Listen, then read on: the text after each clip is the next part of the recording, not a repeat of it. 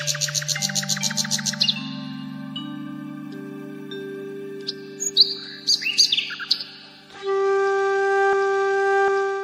തലമുറകളായി നിങ്ങൾക്കൊപ്പം PRS hospital.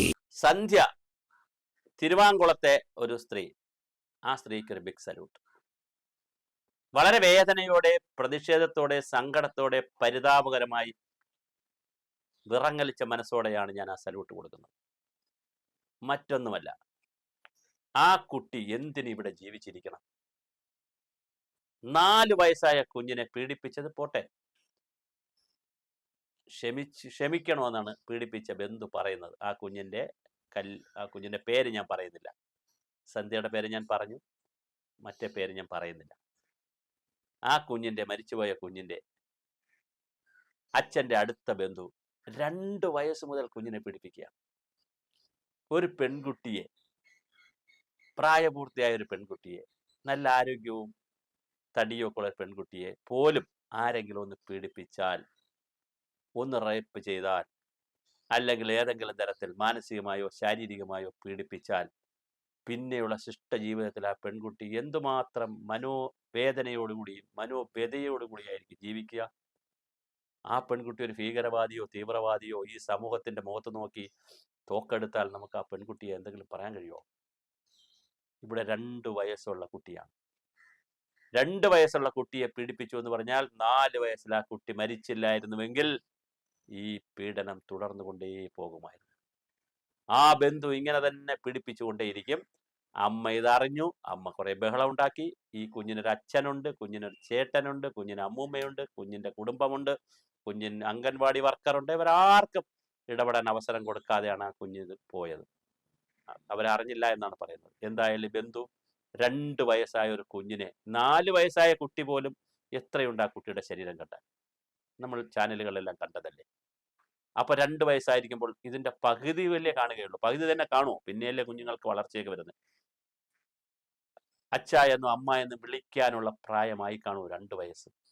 2 വയസ്സുകായ കുഞ്ഞിനെ ലൈംഗികമായി പീഡിപ്പിക്കുന്നവന്, ആ കുഞ്ഞിന്റെ ശരീരത്തിൽ മുറിവേൽപ്പിക്കുന്നവന് എന്താണ് പറയുക? ശരിക്കു പറഞ്ഞാൽ ആ അമ്മ ചെയ്തത് ശരിയാണോ എന്ന് പോലും നമുക്ക് ചിന്തിക്കേണ്ടി വരും. ആ കുഞ്ഞിന്റെ വിധി ഒരു വല്ലാത്ത വിധിയാണ്. ആ കുഞ്ഞ് മരിച്ചതല്ലേ നല്ലത്. ആ കുഞ്ഞ് ജീവിച്ചിരുന്നെങ്കിൽ ഒരു പക്ഷേ അപമാന ഭാരത്താൽ എല്ലാ സ്ത്രീകളോടും ആ കുഞ്ഞ് ചോദിക്കുമായിരുന്നു, എന്തിനെ എൻ്റെ 2 വയസ്സ് മുതൽ എൻ്റെ ശരീരത്തെ പിച്ച് ചീന്തിയത്? ഹേ സമൂഹമേ, ഹേ മനുഷ്യരെ, നിങ്ങൾ ആരെങ്കിലും അത് ചോദിച്ചോ?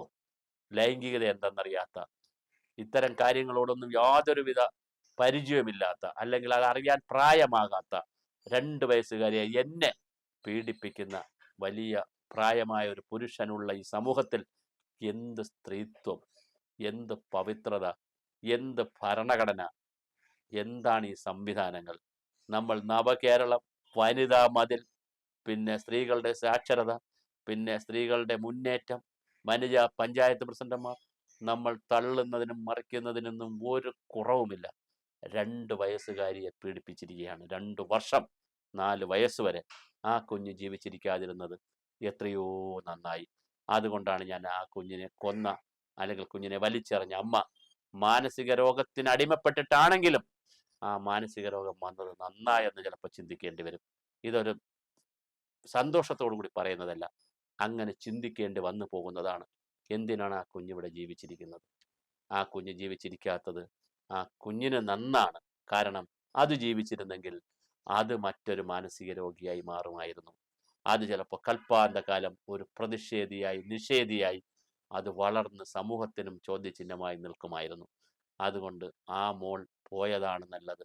ആ നിലയിൽ ആ അമ്മ ചെയ്തത് പുണ്യപ്രവൃത്തിയാണെന്ന് നമുക്ക് ചിന്തിക്കേണ്ടി വരും. പക്ഷേ ഈ നരാധമനെ വെടിവെച്ച് കൊല്ലണം പരസ്യമായി. ഒരു കാരണവശാലും അയാളെ കോടതിക്ക് വിട്ടുകൊടുക്കരുത്. അല്ലെങ്കിൽ ഈ പറയുന്ന നിയമത്തിനല്ല കൊടുക്കേണ്ടത്. നിയമം തന്നെ വന്നിട്ട് വിചാരണ, നിയമത്തിന് വിട്ടുകൊടുക്കരുതെന്ന് പറഞ്ഞാൽ ഞാൻ ഉദ്ദേശിച്ചത് വിചാരണ പോലുള്ള കാര്യങ്ങൾക്കൊന്നും ഒരു അടിസ്ഥാനവുമില്ല. അദ്ദേഹത്തിന് നിയമത്തിന്റെ എല്ലാ ആനുകൂല്യവും എല്ലാം ആ കുഞ്ഞിന് കൊടുത്തുകൊണ്ട് ഇദ്ദേഹത്തിനുള്ള നരാധമന്മാരെ ഇവിടെ വച്ചേക്കരുത്. തീർച്ചയായിട്ടും ഇനിയും ധാരാളം കുഞ്ഞുങ്ങൾ ഇതുപോലെ ഇവിടെ ജീവിക്കുന്നുണ്ട്. ഈ ബാലാവകാശ കമ്മീഷൻ ഉണ്ട് ഇവിടെ. ശിശുക്ഷേമ സമിതികളുണ്ട്, വനിതാക്ഷേമ സംവിധാനങ്ങളുണ്ട്, എന്തെല്ലാം ജാഗ്രതാ സമിതികളുണ്ട്. പഞ്ചായത്തുകളിലൊക്കെ ജാഗ്രതാ സമിതികളുണ്ട്. എന്തുണ്ടായിട്ടെന്ത് കാര്യം? ഇവിടെ 2 വയസ്സായൊരു കുട്ടി ആരും അറിയാതെ 2 വർഷം ഒരു നരാധമന്റെ കയ്യിൽപ്പെട്ട് പീഡനത്തിനിരയായിക്കൊണ്ടിരുന്നു. ആ കുഞ്ഞ് മരിച്ചില്ലായിരുന്നുവെങ്കിൽ ഈ പീഡന പരമ്പര ആ ആ വ്യക്തി അയാൾ ആരെന്ന് എനിക്കറിയില്ല, തുടർന്നു കൊണ്ടേയിരിക്കുമായിരുന്നു. സമൂഹമേ, മനസാക്ഷി എന്ന് പറയുന്നത് മരിച്ചുപോയി എന്ന് പറയുന്നില്ല, അതില്ല. ഉണ്ടെങ്കിലല്ലേ മരിക്കേണ്ടതിൻ്റെ ആവശ്യമുള്ളൂ. എവിടെയാണ് കേരളം? നമ്മൾ എവിടെയാണ് എത്തി നിൽക്കുന്നത്? സൂക്ഷിക്കുക, പഠിക്കുക. നമുക്ക് ഒന്നിച്ചിരുന്ന് കൂട്ടമായി കരയാം.